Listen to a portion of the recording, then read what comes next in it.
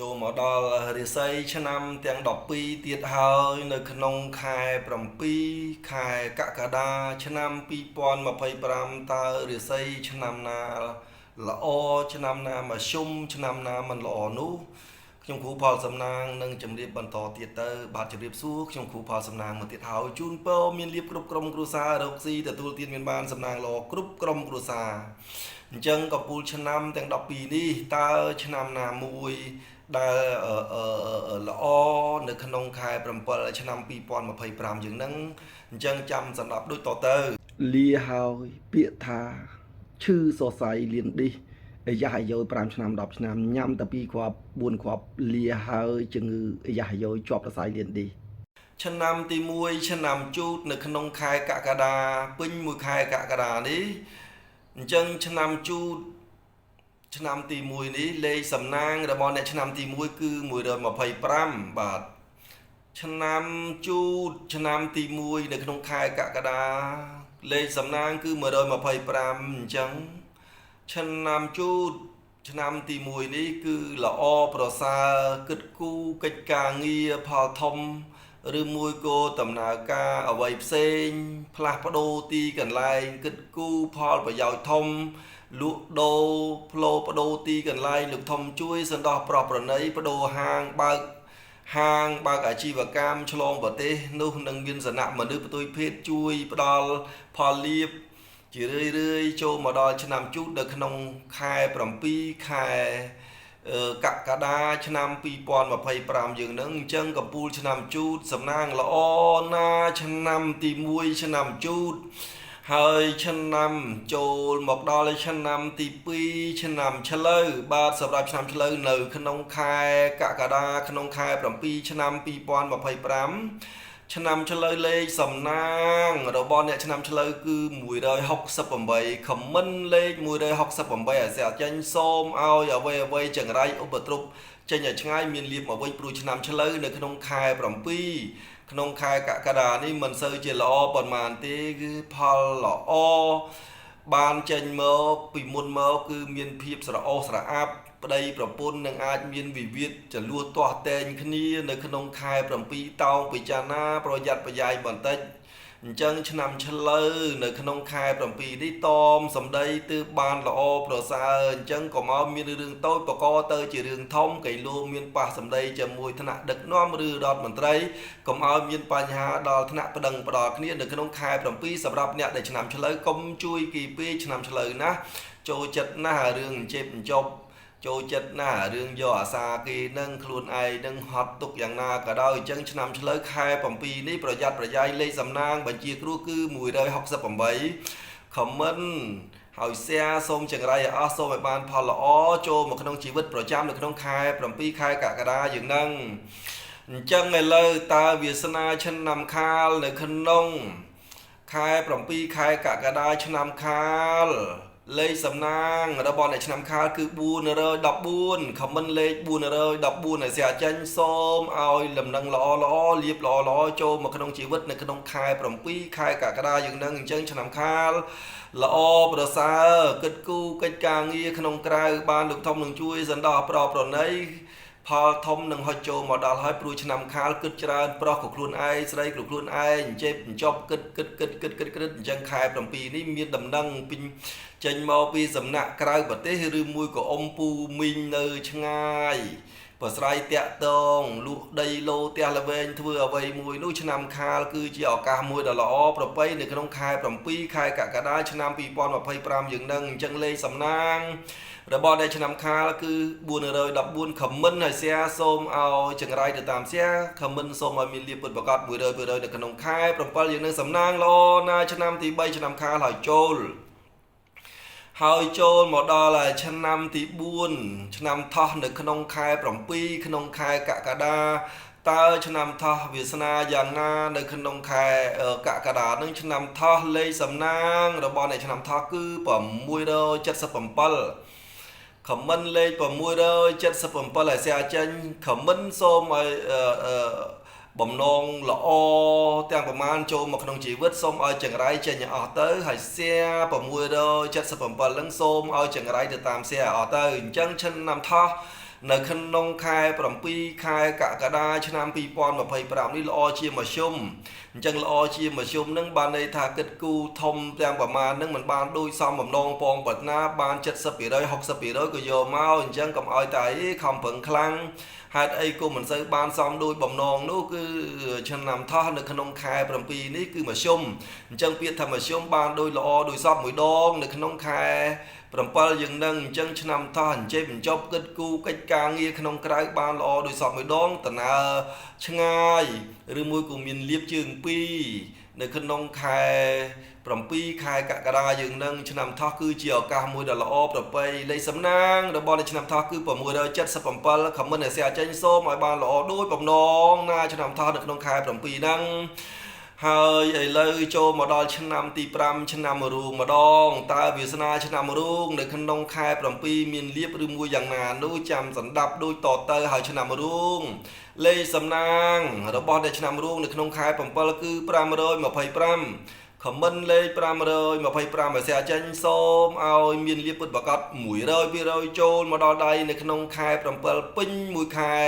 នឹងតែម្ដងព្រោះឆ្នាំរូងនៅក្នុងខែ7នេះគឺល្អប្រសើរជាទីបំផុតសម្រាប់អ្នកដែលឆ្នាំរូងហោះហើរដំណើរប្រឡងឡានតរស័កឬមួយក៏ធ្វើអ្វីក៏ដោយលោកធំនឹងជួយសណ្ដោប្រប្រណីមេត្តាក្តីស្រឡាញ់ស្នេហាបាត់បង់នឹងអាចវិលមករកទ្រនំឬមួយក៏ប្តីប្រពន្ធមិត្តប្រុសមិត្តស្រីដែលមានយល់ច្រឡំពីគ្នានោះគឺតំណាក់តាក់តងមករកគ្នាវិញនៅក្នុងខែ7យើងនឹងហើយឆ្នាំរូងគឺជាឱកាសល្អប្រពៃបើកហាងធ្វើអ្វីមួយដំណើរចិត្តឆ្ងាយនោះនឹងអាចមានលៀបផលល្អចូលមកក្នុងជីវិតនៅក្នុងខែ7ខែកក្កដាឆ្នាំ2025នឹងឆ្នាំរូងឆ្នាំទី5លេខសំណាងគឺ525ខមមិនហើយសែសូមឲ្យចង្រៃទៅតាមសែខមមិនសូមឲ្យលៀបពិតប្រកប 100% ចូលមករដៃនៅក្នុងពេញមួយខែ7យើងនឹងសំណាងល្អណាឆ្នាំទី5ឆ្នាំរូងឥឡូវចូលមកដល់ឆ្នាំទី6ឆ្នាំម្សាញ់តើកម្រិតនៅក្នុងខែ6យ៉ាងណាឆ្នាំម្សាញ់មានវាសនាយ៉ាងណានៅក្នុងខែ6នេះគឺលេខសំណាងឆ្នាំម្សាញ់ខែ7ហ្នឹងគឺ268ខមមិនសូមឲ្យអ្វីចង្រៃចេញអស់ហើយសែសូមចង្រៃឧបទ្រពគ្រោះឈាមហូរចេញពីសាច់នោះចេញឲ្យឆ្ងាយអញ្ចឹងឆ្នាំម្សាញ់ឆ្នាំទី6នៅក្នុងខែ7នេះបើគួរប្រយ័ត្នមិនសូវជាល្អសម្រាប់អ្នកដែលឆ្នាំម្សាញ់ប្រមាណទេគូគិតគូម្ដងទៀតក្រែងលោដើរផ្លូវព្រៃដំណើរចិត្តឆ្ងាយកុំងាយនឹងជឿគេពេកអាចនឹងមានមុតបន្លាមុតកបិតអីហូរឈាមចេញពីសាច់កុំឲ្យមានបញ្ហាការឆ្លោះធ្លួយសម្ដីពាក្យមួយប្តីហើយនឹងប្រពន្ធកុំឲ្យអន់សពុនចិត្តវិវាទរឿងសម្ដីជាមួយគ្នានឹងគ្នានៅក្នុងខែ7នេះទប់អារម្មណ៍ឲ្យបានទើបបានល្អសម្រាប់ឆ្នាំម្សាញ់ហត់នឿយចិត្តហើយគិតច្រើនទៀតនៅក្នុងខែ7ខែកក្កដាឆ្នាំ2025នេះឆ្នាំម្សាញ់បើឱកាសល្អឲ្យមេដាបៃតាស្រោចទឹកចេញនោះនឹងអាចបានសមដោយបំណងមកជុំឡើងមកវិញប៉ុន្តែភាពមាត់កេងលោសម្ដីនិយាយទៅប៉ះពៀទៅលើសតិអារម្មណ៍របស់អ្នកផងទាំងពួងនោះមានគេចោមរួមស្អប់មានគេមួលបង្កាច់គេញុះញង់ធ្វើឲ្យយើងនឹងមានអារម្មណ៍មិនសូវជាល្អនៅក្នុងខែ7យើងនឹងលេខសំណាងរបស់ឆ្នាំម្សាញ់នៅក្នុងខែ7នឹង268ខមមិនសូមឲ្យចង្រៃទៅអស់សែសូមគ្រោះឈាមហូរចេញពីសាច់នឹងទៅឲ្យឆ្ងាយចេញពីយិតណាឆ្នាំមមី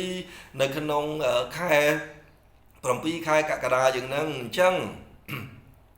ចប់ឆ្នាំមមីហើយឥឡូវចូលមកដល់ឆ្នាំទី7ប្រចាំនៅក្នុងខែកក្កដាខែ7តើឆ្នាំទី7ឆ្នាំមមីនឹងមានកម្រិតយ៉ាងណាល្អឬមធ្យមឬមិនល្អនោះអញ្ចឹងឆ្នាំមមីលេខសំណាងរបស់អ្នកឆ្នាំមមីនៅក្នុងខែ7ឆ្នាំ2025នឹងគឺ979ខមមិនលេខ979ដែលស្អាចេញសូមឲ្យមានលៀបពុតប្រកាស 100% ចូលមកដល់ដៃនៅក្នុងខែកក្កដាខែ7យើងនឹងហើយឆ្នាំមមីក្នុងខែ7នឹងមានអារម្មណ៍ល្អស្រស់ស្រាយគិតគូរកិច្ចការងារអ្វីមានសំណាក់មនុស្សផ្ទុយភេទជួយបន្ទុកបំណុកបំរុងធ្វើកំណើនកើនផលល្អប្រសើរសម្រាប់នៅក្នុងខែកក្កដានេះឆ្នាំមមីគឺជាឱកាសមួយដ៏ល្អប្រពៃគិតគូរកិច្ចការងារប្រឡងលោកធំនឹងជួយសណ្ដោះប្រប្រណីគេហៅថាប្រឡង ធ្វើអ្វីមួយតែតែមានគេជួយឈឺឆ្អាលអ្វីដែលបាត់បង់ទៅនឹងអាចបានមកវិញអញ្ចឹងក្តីស្រឡាញ់ដែលពីមុនមកមិនសូវមានគេហៅថាក្តីយល់ចិត្តនោះគឺនៅក្នុងខែនេះអាចបានយល់ចិត្តហើយបើមានប្តីប្រពន្ធគឺនឹងមានលៀបជើងពីរនោះនឹងអាចបានផលល្អជាទីគាប់ចិត្តសម្រាប់អ្នកដែលឆ្នាំមមីនៅក្នុងពេញមួយខែកក្កដាខែ7ឆ្នាំ2025នឹងការលក់ដូរផលសមិទ្ធផលនឹងអាចបានកើនទ្វេនៅក្នុងពេញមួយខែនឹងសំណាងល្អណាឆ្នាំទី7ឆ្នាំមមីហេងណាឥឡូវចូលមកដល់ឆ្នាំទី8ឆ្នាំមមែនៅក្នុងខែ7ខែកក្កដាឆ្នាំ2025តើល្អឬមួយមធ្យមឬមួយយ៉ាងណាលេខសំណាងរបស់អ្នកឆ្នាំទី8ឆ្នាំមមែគឺ897ខមមិនលេខ897សូមឲ្យល្អមធ្យមព្រោះឆ្នាំមមែនៅក្នុងខែ7ខែកក្កដានឹងល្អបង្គួរមធ្យមនឹងបង្គួរឲ្យដូចគ្នាទេអញ្ចឹងសូមឲ្យសំណាងអ្វីបាត់បង់ទៅល្អដោយសពមួយដងសម្រាប់អ្នកដែលឆ្នាំមមែនៅក្នុងខែ7នៅក្នុងខែកក្កដាហ្នឹងសូមឲ្យបាន 100% ដោយបំណងពងប្រាថ្នាព្រោះលេខសំណាងបញ្ជាគ្រួឆ្នាំទី8ឆ្នាំមមែនឹង897ខមមិនហើយស្អាចេញសូមឲ្យបំណងគិតគូរកិច្ចការងារអ្វីដោយបំណងពងប្រាថ្នានោះនឹងអាចបានសមសួនប៉ុន្តែពាក្យសម្ដីកៃលោប៉ះពៀល្អមធ្យមនឹងបង្គួរបានន័យថាកៃលោប៉ះពៀពាក្យសម្ដីនិយាយជាមួយប្រពន្ធហើយនឹងប្តីឬមួយក៏កូនចៅកុំឲ្យ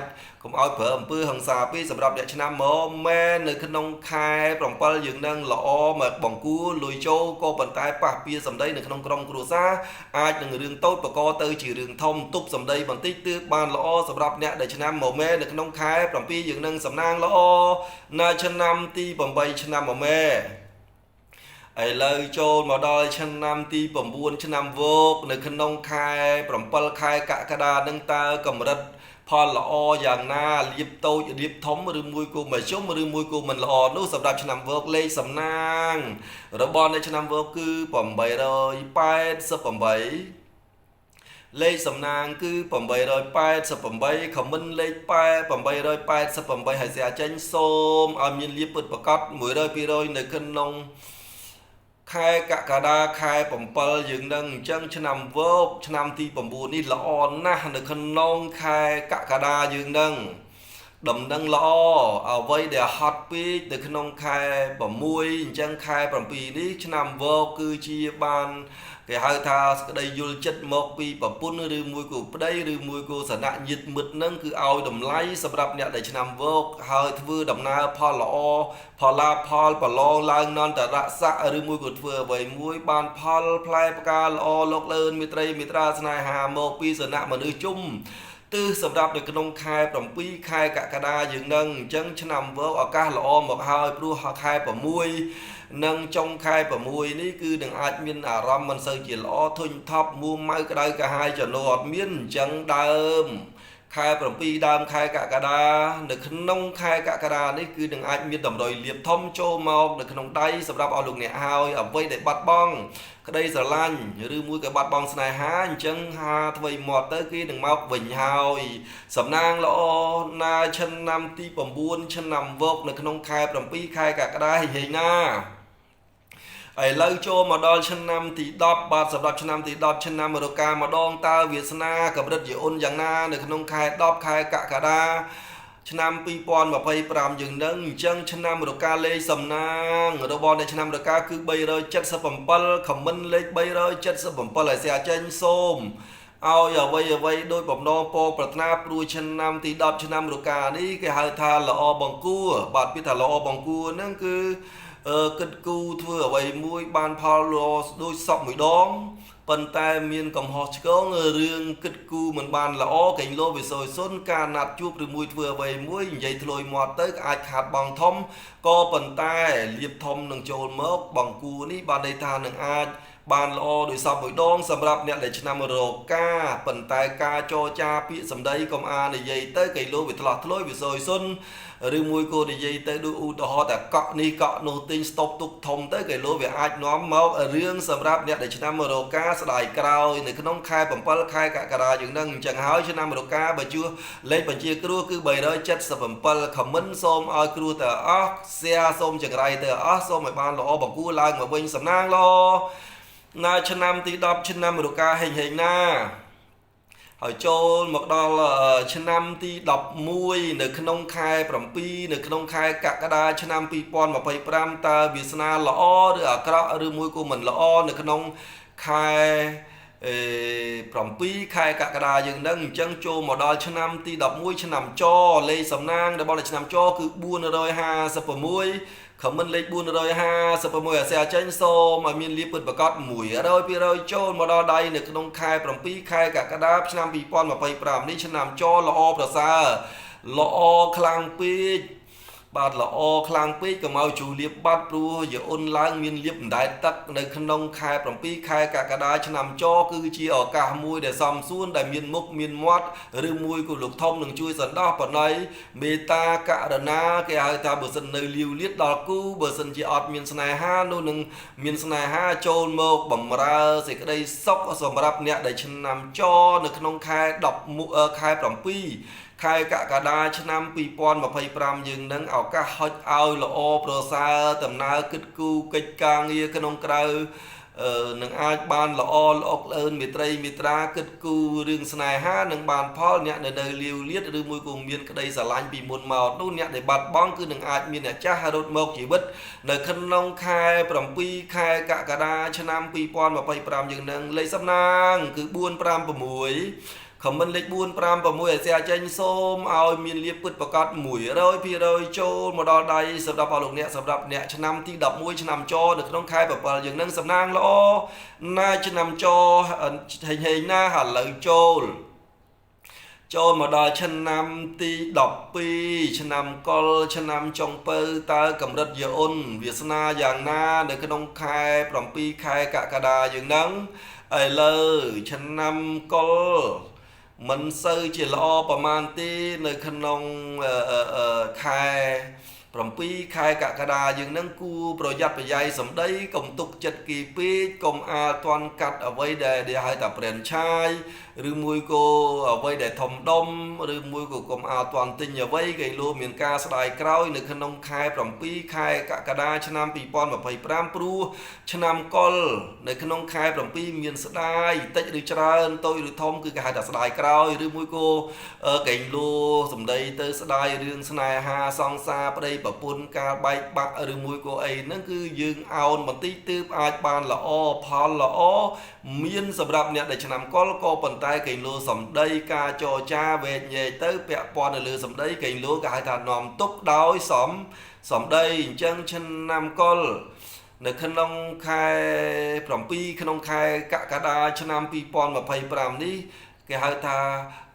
ងាប់ព្រោះតែសម្ដីបើសិនជាសម្ដីនិយាយរៀងល្អឬមួយក៏សម្ដីនិយាយឲ្យផ្អែមនោះនឹងអាចបានផលតែគេលោការឆាវឆាវក្តៅកាហាយហត់នឿយភពមកដល់ផ្ទះវិញស្មុគស្មាញលេចកើតទិសនេះទិសនោះអ្នកធ្វើការមកវាហត់នឿយបាត់បង់ការងារផងមកដល់ផ្ទះមិនសមដោយបំណងគេលោនឹងអាចមានទុកទោស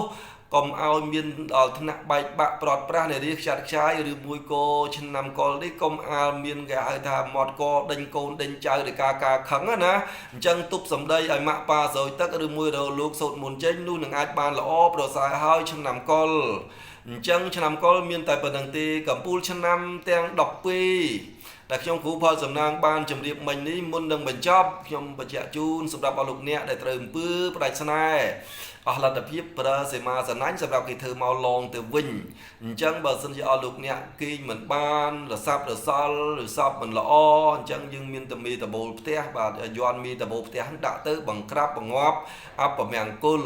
ហើយបើសិនជាអស់លោកអ្នកឈឺជំងឺឈឺជង្គង់ឈឺកញ្ញអស់លទ្ធភាពប្រើថ្នាំគាប់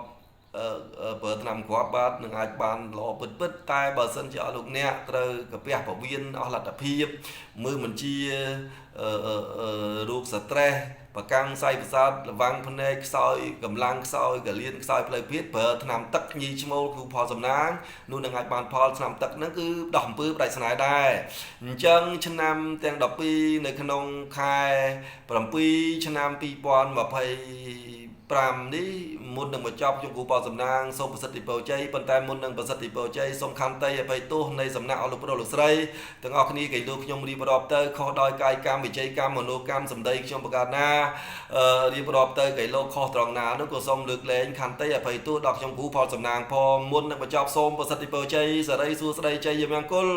វិបុលសុខសុខទុនបកាកើតមានដល់លោកប្រុសលោកស្រីរកស៊ីមានបានភោតាំងពីសពុតអើយសើស្បែកប្រហុំចាស់មាប្រាក់កៅកោមន្ទូសុរការលក់ចេញទិញចូលចំណូលចំណេញសពកាទៅទីកន្លែងណាមកកន្លែងណាឈ្នះអស់មានសត្រូវមកពីមុខឲ្យរំលងសត្រូវមកពីក្នុងឲ្យលាយបវាជាងាយសុខរកស៊ីមានបានលុយហូរចូលគ្រប់ច្រកហេងណាទីមួកោខ្យល់ញើកក្អួតចង្អោសពាតសៃប្រស័យប្រសាទប្រកាំងទាស់100មុខឆ្នាំនេះត្រូវ150មុខសម្រាប់អរអ្នកឆ្នាំទឹកញីឈ្មោះ2ដបនេះក៏យកទៅកឡុកចូលគ្នាញ៉ាំមួយថ្ងៃ3ដបមានប្រសិទ្ធភាពខ្ពស់ត្រូវ150មុខ